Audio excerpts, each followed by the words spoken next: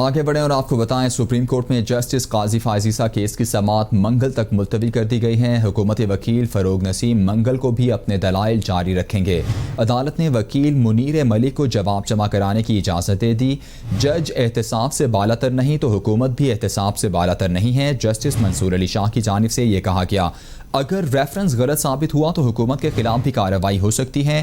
جی بالکل، حکومت کے خلاف کارروائی ہو سکتی ہے اور وہ احتساب سے بالاتر نہیں۔ فروغ نسیم کی جانب سے تائید کی گئی، بدنیتی ثابت ہو گئی تو اس کے خطرناک آئینی اثرات سامنے آ سکتے ہیں۔ جسٹس مقبول باقر کی جانب سے یہ کہا گیا، اب آپ ٹیکس قانون کے شق 116 سے ہٹ گئے ہیں۔ جسٹس عمر عطا بندیال کی جانب سے یہ کہا گیا، اب آپ عمومی طور پر اور عمومی رائے اور جج کے عمومی تاثر کی بات کر رہے ہیں۔ جسٹس عمر عطا بندیال کی جانب سے یہ کہا گیا، سوشل میڈیا کا دور ہے، ایک رات میں تاثر تبدیل کر دیا جاتا ہے۔ جسٹس یحییٰ آفریدی کی جانب سے ریمارکس دیے گئے، جھوٹی خبر سے تاثر تبدیل کرنے میں اور حقائق میں فرق ہوتا ہے۔ فروغ نسیم کی جانب سے یہ کہا گیا، مزید کہا کہ جھوٹی خبر سے قائم تاثر زیادہ دیر نہیں چلتا۔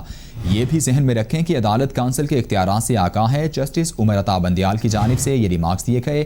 ان کی جانب سے مزید کہا گیا کہ ایک جج کا عمومی باتوں سے چیلنج نہیں کیا جا سکتا۔ آپ کا موقف ہے کہ اصل سوال جائیداد کی خریداری کے ذرائع کا ہے۔ جسٹس عمر عطا بندیال کی جانب سے یہ کہا گیا، مزید کہا کہ آپ کے تمام الزامات میں کرپشن اور بددیانتی کی بات نہیں۔ پاکستان بار اور سپریم کورٹ بار سمیت ملک کی تمام بارز جج کی دفاع میں آئی ہیں۔ جسٹس عمر عطا بندیال کی جانب سے یہ کہا گیا، بار کونسل کے مطابق جج پر بدنیتی اور کرپشن کا کوئی الزام نہیں ہے۔ جسٹس عمر عطا بندیال کی جانب سے ریمارکس دیے گئے، مزید کہا کہ جج بھی قابل احتساب ہیں، جج شیشے کے گھر میں رہتے ہیں۔ جج صاحب کہتے ہیں کہ جائیدادوں سے متعلق اہلیہ سے پوچھا جائے۔ جسٹس عمر عطا بندیال کی جانب سے یہ کہا گیا، کس قانون کے تحت کونسل جج سے اہلیہ کی جائیداد بارے پوچھ سکتی ہے؟ جسٹس منصور علی شاہ کی جانب سے سوال کیا گیا، کیا ایک جج کی نجی زندگی میں اہلیہ اور بچے کی زندگی بھی شامل ہے؟ جسٹس عمر عطا بندیال کی جانب سے یہ سوال کیا گیا، آپ کے سامنے انکم ٹیکس اور جوڈیشل کونسل کے متعین قوانین موجود ہیں، آپ ہمیں مختلف قوانین پڑھا رہے ہیں۔ جسٹس عمر عطا بندیال کی جانب سے یہ کہا گیا، مزید کہا کہ آپ انکم ٹیکس اور جوڈیشل کونسل کے متعین قوانین کے تحت دلائل دیں۔ آپ کہتے ہیں بیرون ملک جائیداد رکھنا مناسب نہیں۔ جسٹس عمر عطا بندیال کی جانب سے مزید کہا گیا کہ آج آپ نے بڑی اہم بات کی ہے، جج کی اہلیہ کو پبلک آفس ہولڈر خاوند کی وجہ سے مراعات ملی ہے۔ جسٹس عمر عطا بندیال کی جانب سے یہ کہا گیا، مزید کہا کہ ذہن میں رکھیں کہ مسئلے کا حل کیا ہے۔ آرٹیکل 116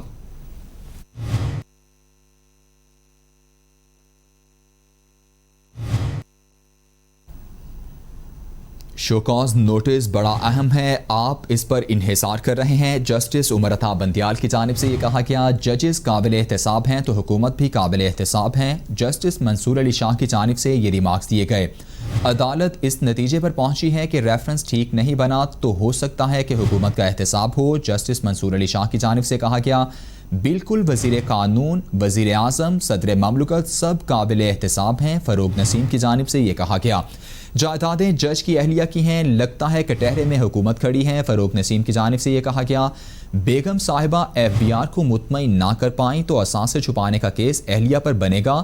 جسٹس منصور علی شاہ کی جانب سے یہ کہا گیا، جج صاحب پر سارا الزام کیسے آئے گا؟ قانون دکھا دیں کہ خود کفیل اہلیہ وسائل بتانے میں ناکام ہوتی ہے تو پھر بوجھ جج پر آئے گا۔ جسٹس منصور علی شاہ کی جانب سے یہ سوال کیا گیا، مزید کہا کہ انضباطی کارروائی کا قانون بدل نہیں سکتا، جائیداد کی خریداری کی وضاحت نہ آنا بڑا اہم ہے۔ فروغ نسیم کی جانب سے یہ کہا گیا، جسٹس منصور علی شاہ کی جانب سے کہا گیا کہ سوشل میڈیا کا دور ہے، جج پر جو مرضی کیچڑ اچھال دیں، آپ کہیں گے کہ جج کی ساکھ خراب ہو گئی۔ جسٹس منصور علی شاہ کی جانب سے یہ ریمارکس دیے گئے۔ فروغ نسیم کی جانب سے کہا گیا کہ جھوٹی خبر شیئر ہوتی ہے، زیادہ دیر نہیں چل سکتی۔